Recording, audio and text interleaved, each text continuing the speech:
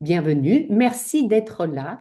Donc, l'objectif de cette soirée, c'est ce deuxième pilier de la souveraineté personnelle. Et dans un monde qui est vraiment en grand bouleversement, en grand changement, bah, c'est vous aider chacun à manifester une souveraineté personnelle qui soit affirmée, qui soit alignée grâce ou dans le respect de ses valeurs et de ses besoins. Donc, c'est comme d'habitude un petit enseignement suivi d'un voyage guidé avec Karine, que maintenant vous connaissez bien, sur le chemin de la sérénité en accordant ses valeurs pour affirmer pleinement sa souveraineté.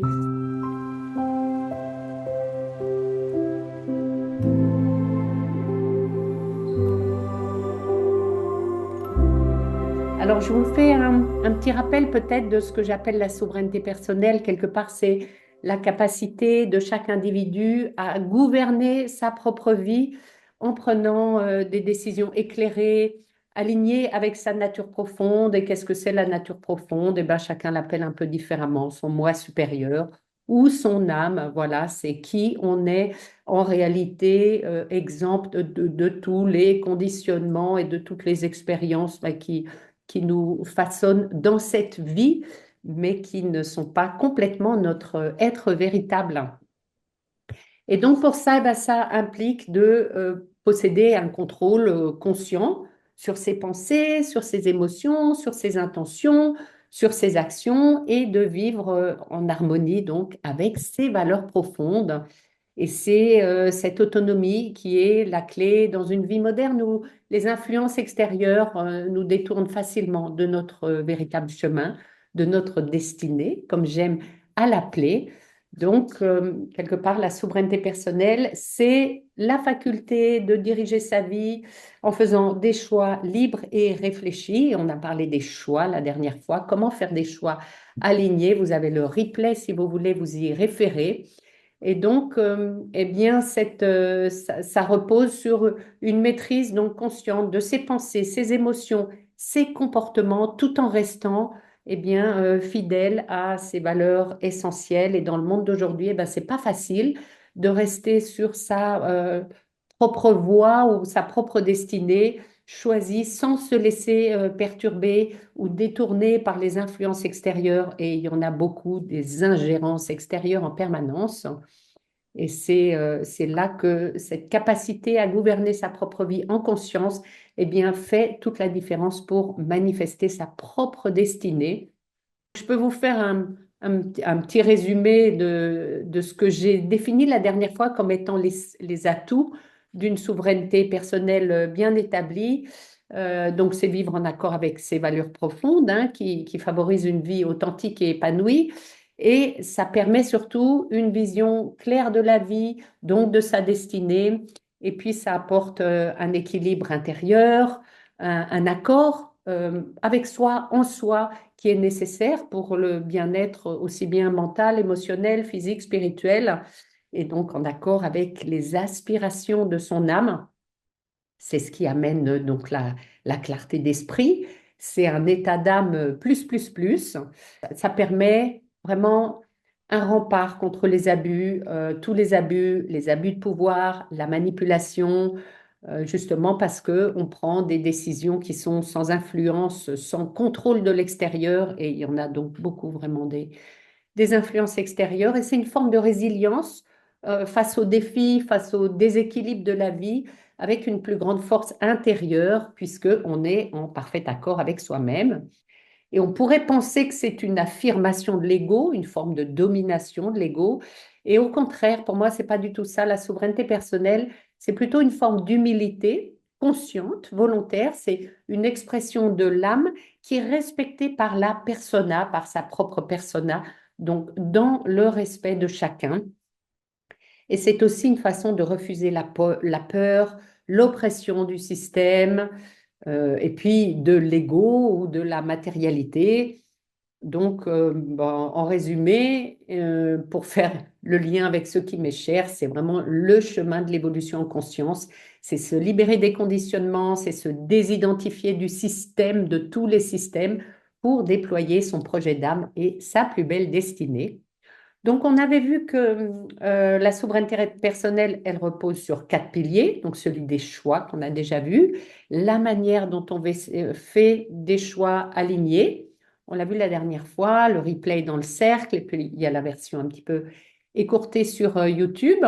Ce soir, donc, c'est le deuxième pilier des valeurs et des besoins. Donc, c'est comment je les connais, comment je les nourris, comment je les respecte, comment je les fais respecter. Et puis, il y aura aussi une autre fois, je n'ai pas la date, mais le pilier des émotions et des ressentis. Et là, c'est comment je les écoute, surtout comment je m'écoute, comment je les accueille, comment je les gère. Et puis, le pilier de la vie relationnelle et de la vie spirituelle. Et là, c'est quelles relations j'entretiens, y compris avec moi-même, et puis avec plus grand que moi, avec le divin. Voilà, donc les piliers, ils sont tous interconnectés, hein. C'est un peu comme les quatre piliers d'une table ou d'une chaise. Vous enlevez un pied et puis vous voyez ce que ça donne. Bon, ben, c'est pas confortable. Bah, quand on est bien en accord, on le sent comme une sérénité intérieure, ou quand on est en désaccord, quand on est en conflit de valeurs, eh ben, on le sent comme une tension. Je ne sais pas si vous voulez en général vous donner une note peut-être en début de soirée sur comment est-ce que vous pensez être clair et conscient de vos valeurs et de les respecter vous-même, de les faire respecter. Comment est-ce que vous avez l'impression d'être en accord entre vous, vos valeurs et puis le monde extérieur? Vous pouvez peut-être vous donner une note sur 10 et voir au fur et à mesure de la soirée si vous voulez la faire évoluer. On va plonger dans la compréhension de nos valeurs et de nos besoins, ce qui va vous permettre de mieux vous connaître et puis peut-être de vivre de manière plus alignée et puis d'interagir à l'intérieur de vous-même et puis avec les autres d'une manière plus alignée, plus harmonieuse. Et donc, aligné en soi, bah, c'est en accord avec son moi supérieur ou la partie la plus élevée de soi ou avec son âme. Voilà, cet alignement, il est vertical. Donc, il faut comprendre le lien entre la souveraineté et les valeurs. Eh bien, nos valeurs sont les principes fondamentaux qui orientent nos choix et nos actions. Donc, c'est vraiment très en lien avec les choix et elles définissent ce qui compte le plus pour nous et ce qui nous guide dans nos décisions. Donc, en fait, en identifiant nos valeurs, on clarifie ce qui donne du sens à notre vie et vraiment le sens qu'on donne à notre vie, à nos actions, c'est ce qui permet de se sentir bien dans sa vie.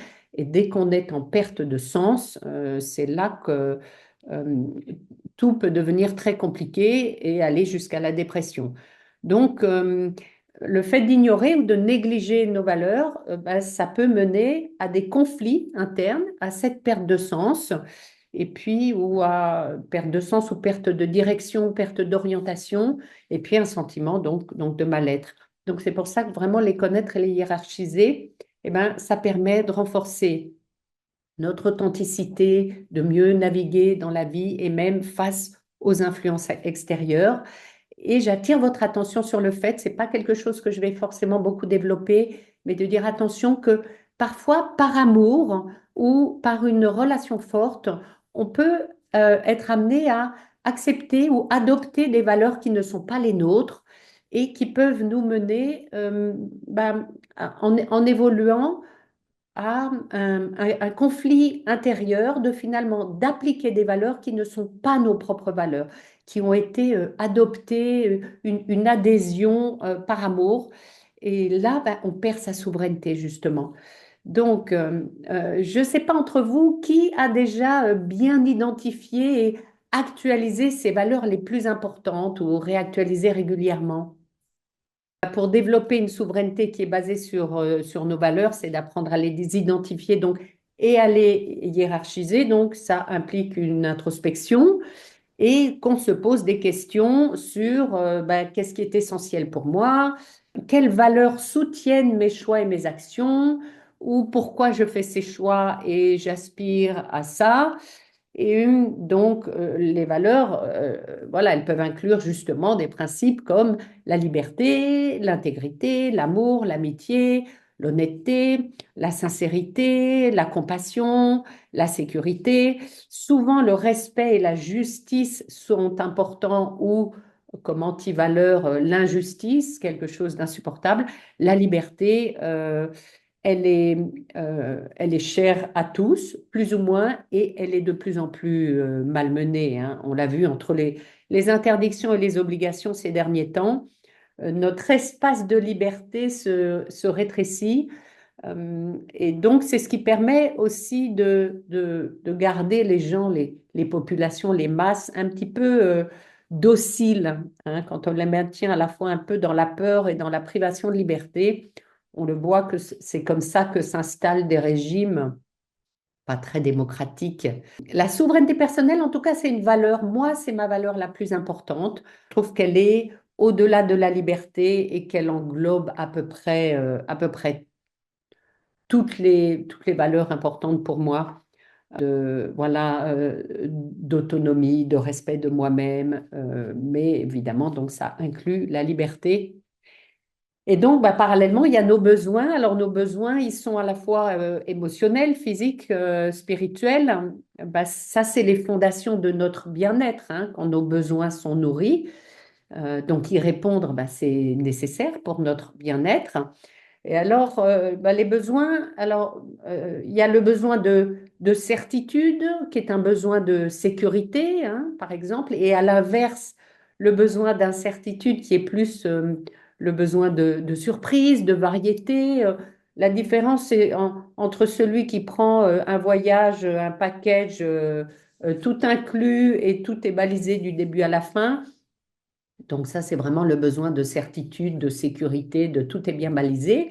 Et puis après, il y a le globe-trotter qui prend un aller simple, une première nuit, et puis qui après choisit un petit peu au gré du temps.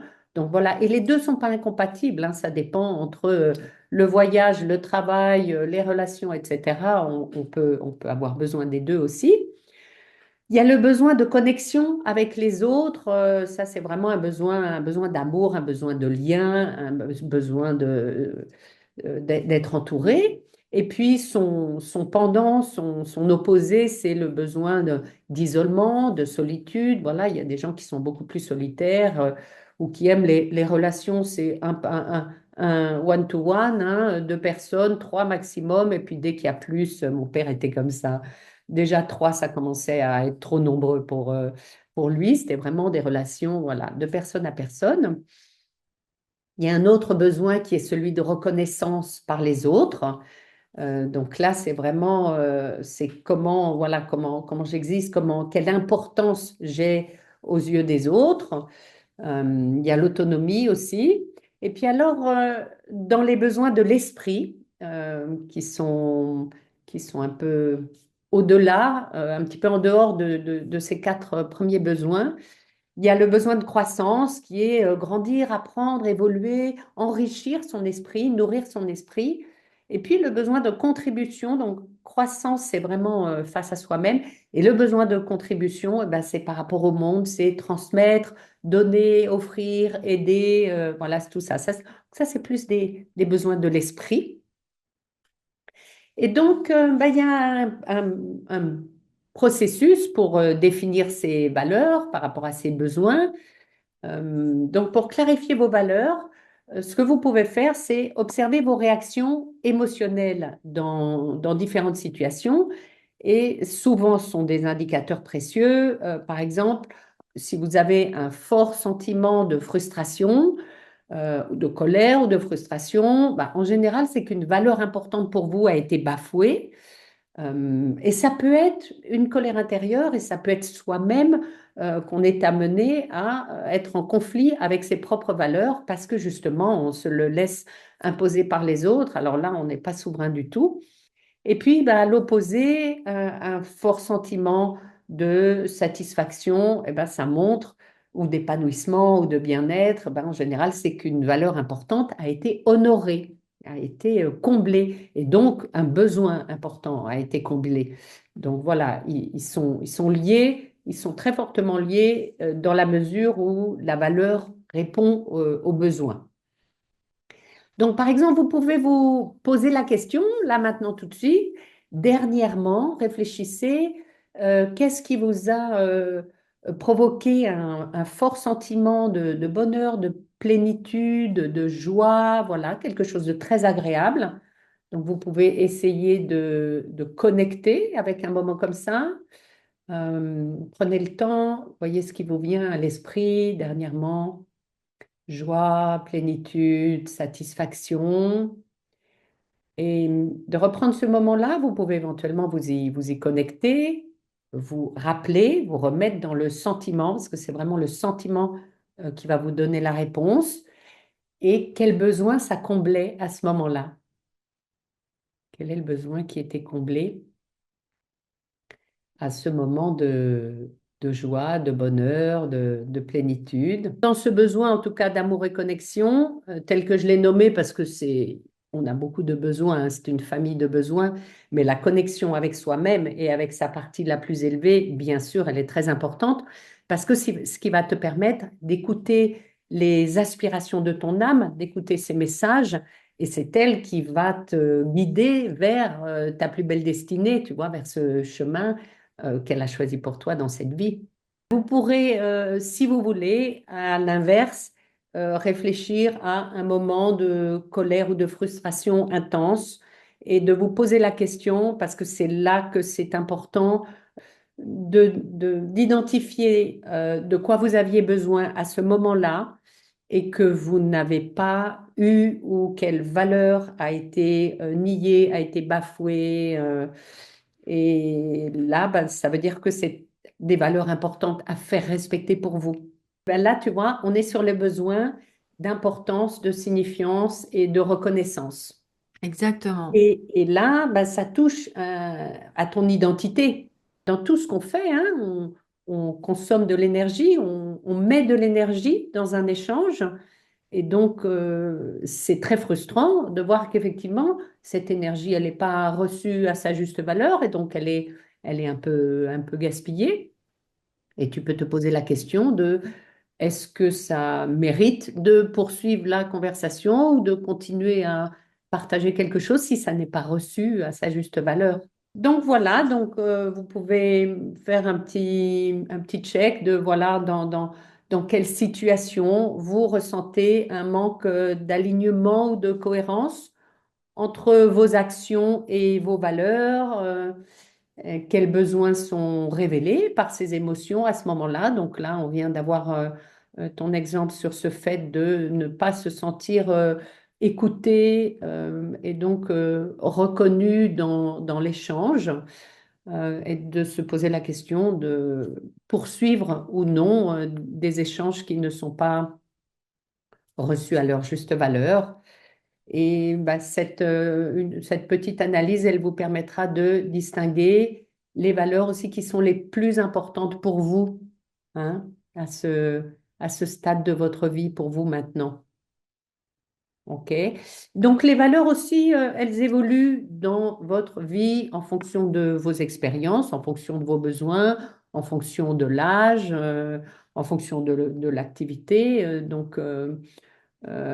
Une fois que vos valeurs et vos besoins sont bien définis, ben, il est important de vous assurer que vos actions quotidiennes sont fidèles, sont en accord, parce que autant prendre des décisions en cohérence avec vos valeurs, ça va vous permettre une vie plus authentique, plus équilibrée, plus souveraine, justement, et autant l'inverse, eh ben, ça va être nuisible ça peut renforcer, si tout va bien, ou annihiler si ça ne va pas, hein, le sentiment de clarté intérieure. Et ça peut consommer beaucoup d'énergie et soit ça vous éloigne des tensions internes, soit ça vous y fait plonger.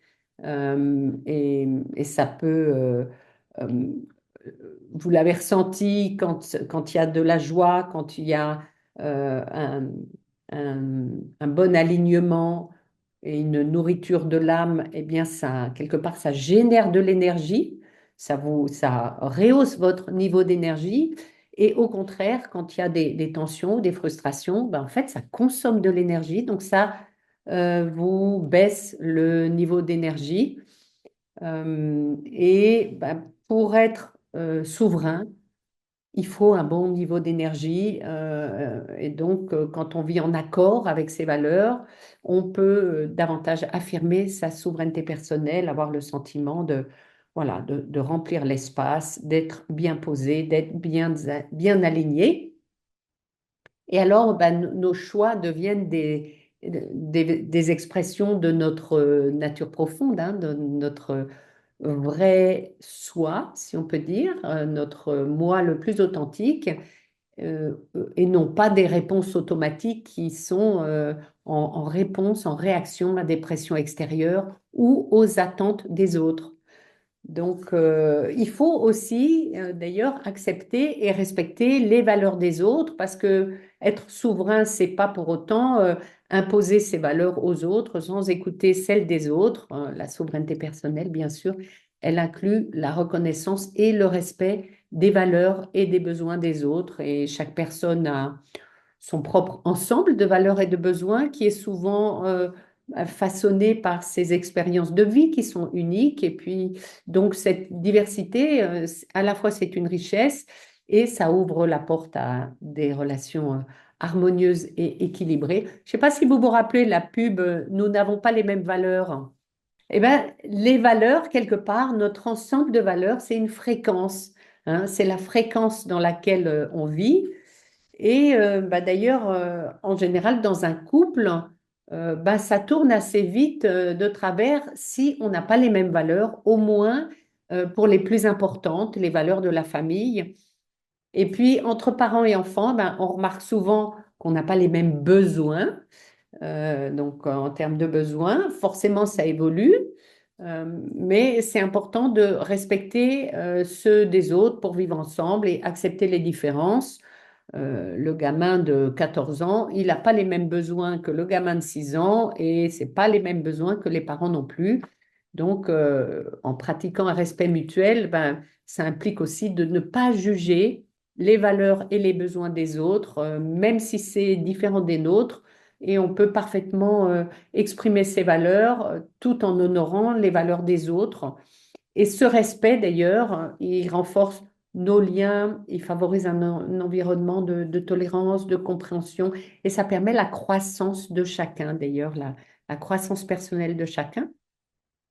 Et donc, une fois qu'on a identifié, si vous prenez plusieurs exemples et de voir quels sont les besoins et donc les valeurs qui sont importantes pour vous, ben, c'est aussi utile de les hiérarchiser, hein, pour avoir en tête de ce à quoi on donne la priorité, qu'est-ce qui est le plus important. Donc, une fois qu'on a sa liste de valeurs, on prend la première, la deuxième, est-ce qu'elle est plus importante? Oui, non, la place devant ou après. La troisième, on la compare aux autres, etc. Et comme ça, ben, on a une liste de priorités.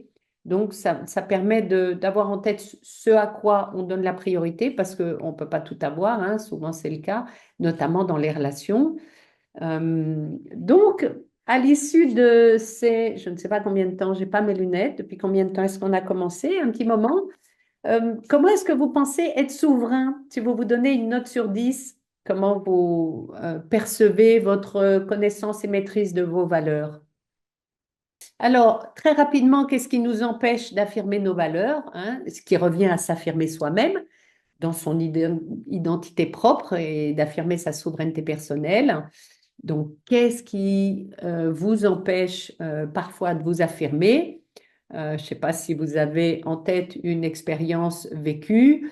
En général, c'est la peur, hein. Donc, il y a la peur de blesser l'autre, donc on n'ose pas trop s'exprimer, la peur de déclencher un conflit ou d'être moins en harmonie.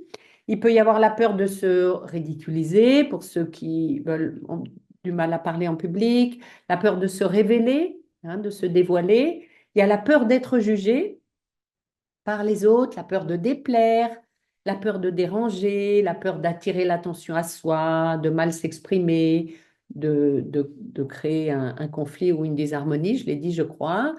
La peur de blesser l'autre, la peur d'être rejeté ou abandonné. Donc voilà, ça fait beaucoup de peur. Et c'est souvent ce qui, voilà, ce qui inhibe l'affirmation de soi et de ses valeurs.